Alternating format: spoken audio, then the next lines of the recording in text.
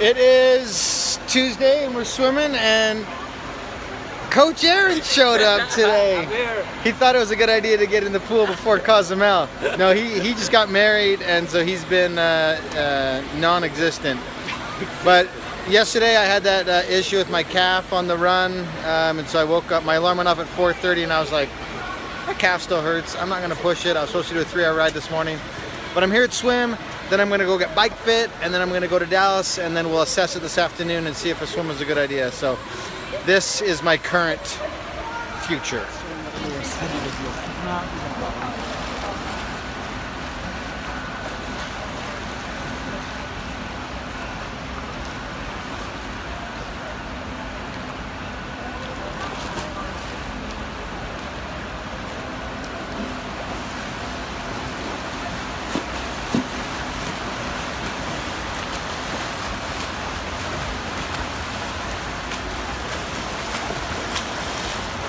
Smile to your camera. Just wrapped up a kick butt workout set. Started with a 300-meter warm-up, and hang on a second. Hi, how are you? Good, how are you?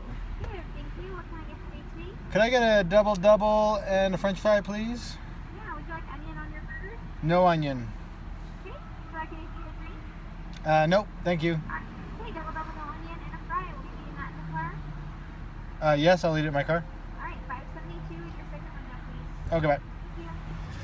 Thank you. I'll explain that in a minute. So did a 300-meter warm-up, and then 6x200s, and then the hypoxics. That was the video that you saw. Those things are tough. 10 of those.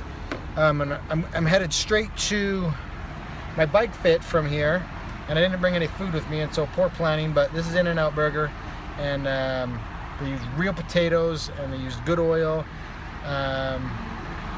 and all sorts of other yummy stuff. So sometimes not the best quality. Calories are better than no calories, and starving myself, and so I need to refuel.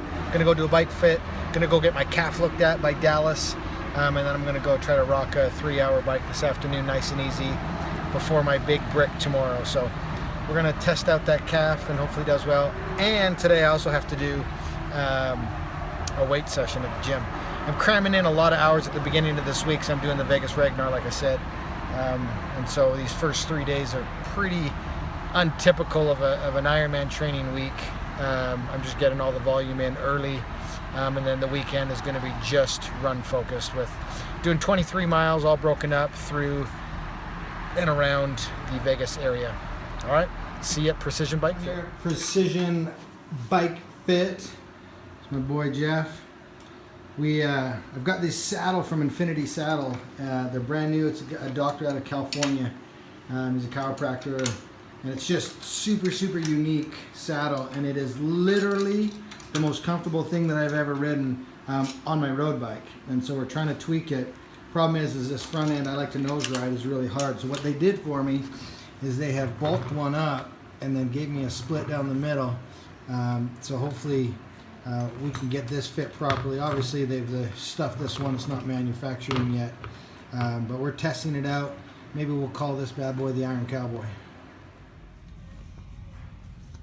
See what you're doing. So we're doing some cupping here on James's calf. He had a strain in the calf. We're doing some decompression cupping, where we're using the cupping to decompress the tissue as we take the tissue back and forth through range of motion. So you can see here we're trying to flex and extend that calf, trying to create separation between the different layers of fascia and tissue, so that we can get that strain to heal and make sure the inflammation is not causing the tissue to peg and create further problems. So you missed the tears. We had him crying up here just a second ago. But So I was hoping to get a ride in this morning, but it's 36 degrees outside. That's a little cold for my liking, and so I called up Aaron, the wingman, and neither of us have critical appointments today, and so we're going to flip-flop our work schedules. and do all of the coaching programs and everything this morning, and then ride this afternoon when it's about 50 degrees. So yesterday I was still dealing with that calf strain, went to Dallas's, we did the cupping. Sonny worked on it last night, right before bed.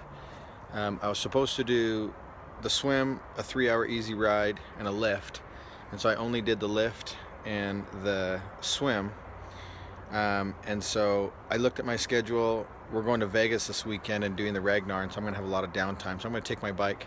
I'm going to put that 3-hour bike ride back in. I wanted to be a little safe on the calf strain, make sure that everything was going to be okay. And so we've moved the bike ride. I'm still going to get the volume in. I'm just trying to do it as smart as possible. So we'll do a 5-hour brick today, but we're going to wait for it to get to be about 50 degrees. I'm out here with Aaron. It finally warmed up a little bit. Yeah. And we are now overdressed. I have my jacket around my waist, my gloves up front. Yeah. But today is a perfect example. We're heading into a headwind, and if I was trying to train off of a goal of miles per hour, I would have been pushing way too hard and in the wrong zone. And so I humbled myself and took the miles per hour off my screen so I couldn't see them, and then I continued to work off of power and heart rate. So don't use miles per hour ever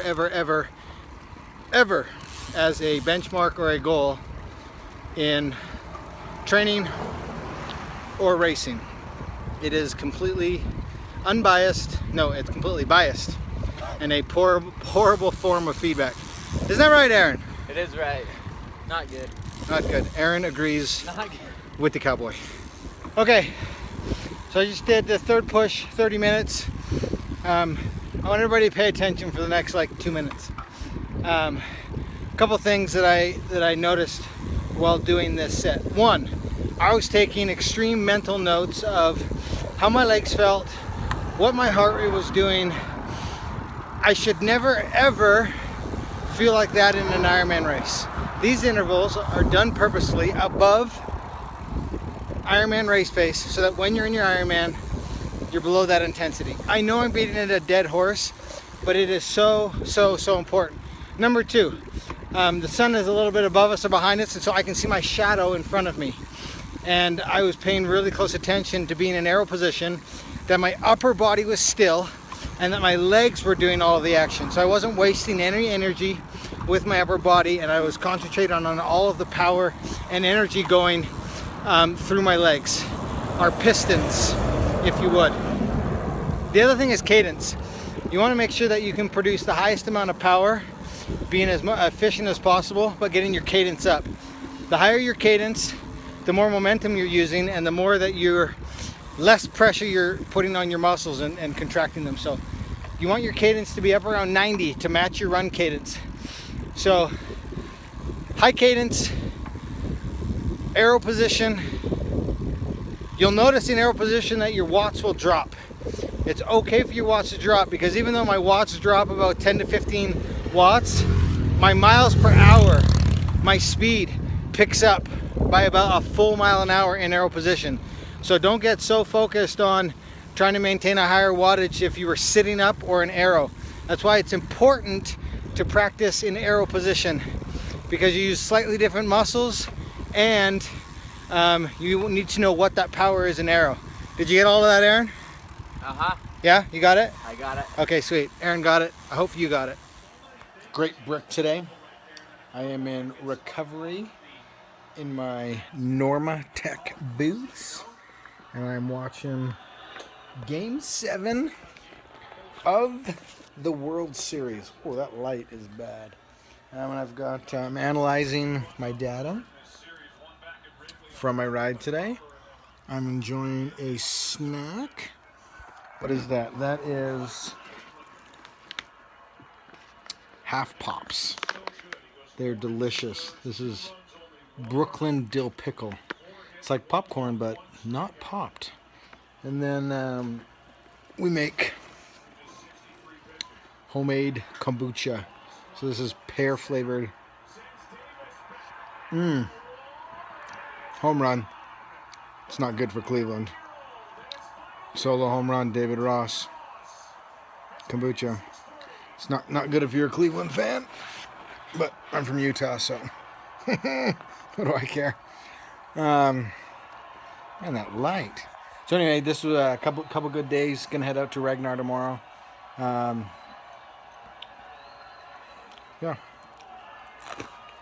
Happy World Series watching.